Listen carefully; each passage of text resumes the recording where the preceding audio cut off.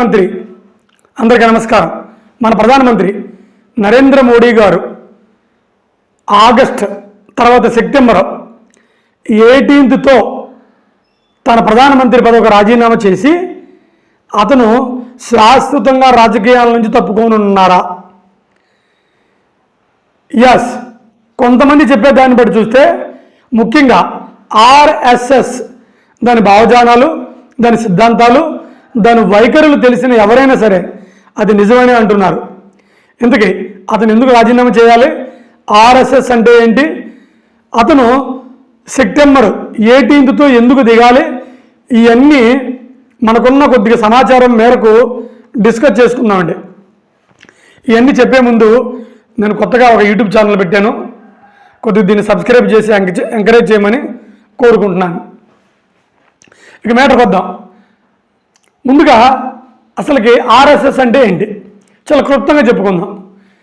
మీరు అందరూ అనుకోవచ్చు, సార్ ఇందుకే బీజేపీ పార్టీ కదా, నరేంద్ర మోడీ గారిని దింపాలన్నా ప్రధానమంత్రి చేయాల్సిన ఒక పార్టీ కదా, ఈ మధ్యలో ఆర్ఎస్ఎస్ ఏంటని.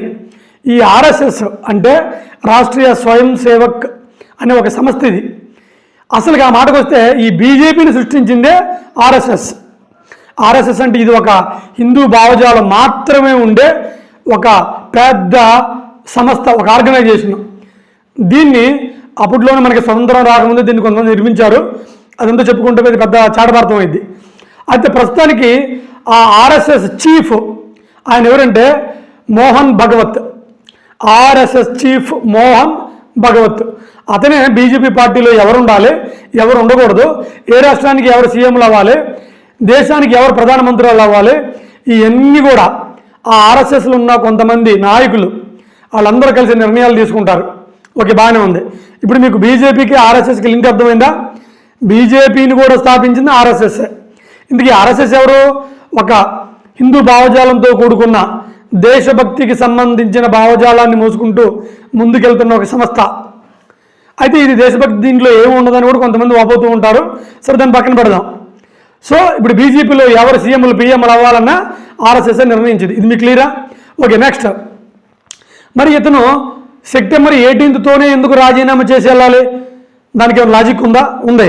ఎందుకంటే మనకి నరేంద్ర మోడీ గారు గుజరాత్ సీఎం అయిన తర్వాత, మళ్ళీ మొట్టమొదటిసారి ప్రధానమంత్రి అయిన తర్వాత మన ఈ మోహన్ భగవత్ గారు, అమిత్ షా గారు, మన నరేంద్ర మోడీ గారు, ఇంకా ఆ సంస్థలో ఆర్ఎస్ఎస్లో చాలామంది పెద్దలు అందరూ కూర్చొని మన ఈ బీజేపీ సంస్థలో కానీ ఆర్ఎస్ఎస్లో కానీ ఈ పార్టీలో కానీ ఎవరు కూడా 75 ఏళ్ళు దాటిన వాళ్ళు ఏ రకమైన పదవిలో కొనసాగకూడదు అని డిక్లేర్ చేశారు. దాన్ని పురస్కరించుకొని ఆ నరేంద్ర మోడీ గారు, మోహన్ భగవత్ గారు, అమిత్ షా గారు వీళ్ళందరూ కలిసి ఎల్కే అద్వానీ గారు అంటే మీ అందరికీ తెలుసు, అసలు ఈ బీజేపీకి ప్రాణం పోసిందే అతను. అతనే రథయాత్ర పెట్టి బీజేపీ పుంజుకోవడానికి 99% దోహం చేసిన వ్యక్తి, దానికి హెల్ప్ చేసిన వ్యక్తి. ఆయన్ని 75 ఏళ్ళు దాటిని అని చెప్పి అతను తీసేశారు. తర్వాత మురళీ మనోహర్ జోషి గారని అతను కూడా 75 ఏళ్ళు దాటిని అని అతను కూడా బీజేపీ పార్టీ నుంచి శాశ్వతంగా తీసేశారు. తీసేటువంటి అలాంటి పదవులు అనుభవించకూడదు. సభ్యత్వం ఉండిద్ది, ఆర్ఎస్ఎస్లో సభ్యత్వం ఉండిద్ది, కానీ బీజేపీ పరంగా ఎలాంటి పదవులు అనిపించకూడదు. క్లియర్? ఇంక పాయింట్కి వద్దాం.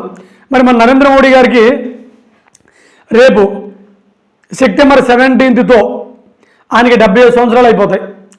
మరి 70 సంవత్సరాలు అయిపోయినప్పుడు మరి నరేంద్ర మోడీ గారు ప్రధానమంత్రిగా ఉంటారా ఉండరా? ఇదే ఇక్కడ మనందరికీ పెద్ద క్వశ్చన్, బిగ్ క్వశ్చన్. సార్ మరి నీకెందుకు డౌట్ రావచ్చు? ఏమైనా క్లూస్ వచ్చాయా? యాస్ వచ్చాయి.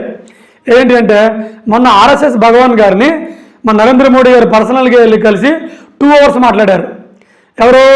ఆర్ఎస్ఎస్ చీఫ్ మోహన్ భగవత్ గారిని.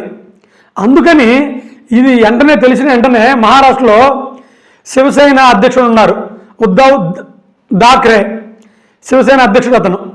అతను ఏం చేశారంటే సంచలనమైన వ్యాఖ్య చేశారు. నరేంద్ర మోడీ గారు సెప్టెంబర్ 17తో అతని పదవి కాలం ముగియనుంది. ఆర్ఎస్ఎస్ సిద్ధాంతాలకు ఆయన 75 ఏళ్ళు దాటిన తర్వాత కూడా ఆయన ఉండటం విరుద్ధం, అందుకే అతను మారబోతున్నారు అని డిక్లేర్ చేశారు. అయితే మళ్ళీ ఇక్కడ వెంటనే మహారాష్ట్ర ముఖ్యమంత్రి అయిన అతను ఉన్నారు. మహారాష్ట్ర ముఖ్యమంత్రి ఎవరు? ఫడ్నీస్. అతను ఏం చేశాడంటే దేవేంద్ర ఫడ్నీస్ అతను ఏం చేశాడంటే లేదు అదేం లేదు, ఇతను కూడా బీజేపీకి అలయన్స్, మన టీడీపీ మన జనసేన లాగా అదే ఉండదు. 2029కి పీఎం కూడా ఆయనే. ఆ తర్వాత ఏమైనా ఆలోచిస్తాం. ఇప్పుడు అలాంటి మార్పులు చేర్పులు ఏం జరగవని ఫడ్నీస్ గారు చెప్పారు, మహారాష్ట్ర ముఖ్యమంత్రి గారు. అయితే మళ్ళీ ఇంకో వెంటనే అదే బీజేపీలో పెద్ద లీడర్ ఒక అతను ఉన్నాడు, గడ్కరీ అని.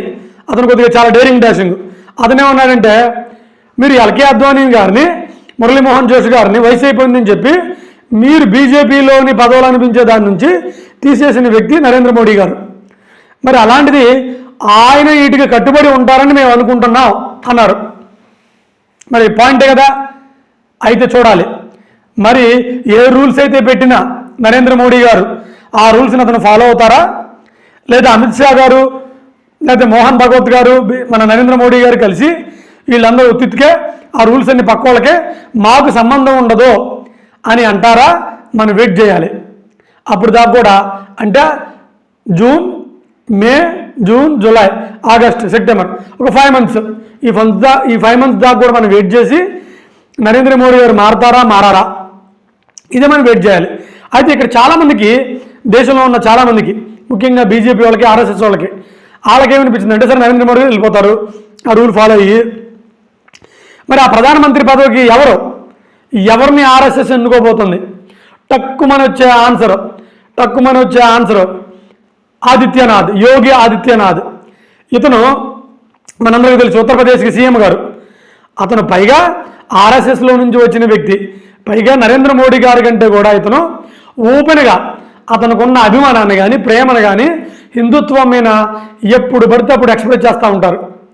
అందుకని చాలామంది బీజేపీ వాళ్ళు లేదా ఆర్ఎస్ఎస్ వాళ్ళు ఏమనుకుంటున్నారంటే, ఒకవేళ ప్రధానమంత్రిగా నరేంద్ర మోడీ గారు దిగిపోతే ఆదిత్యనాథ్ గారే మళ్ళీ ప్రధానమంత్రిగా అవుతారు, అంత రేంజ్ ఇంకెవరికి లేదు అని చెవులు కొరుక్కుంటున్నారు.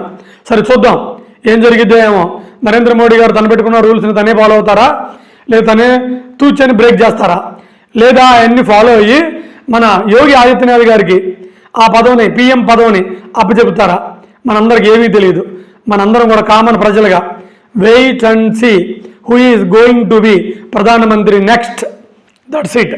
ఇదంతా కూడా ఆర్ఎస్ఎస్ మోహన్ భగవత్ గారి చేతిలో ఉంది. నమస్కారం.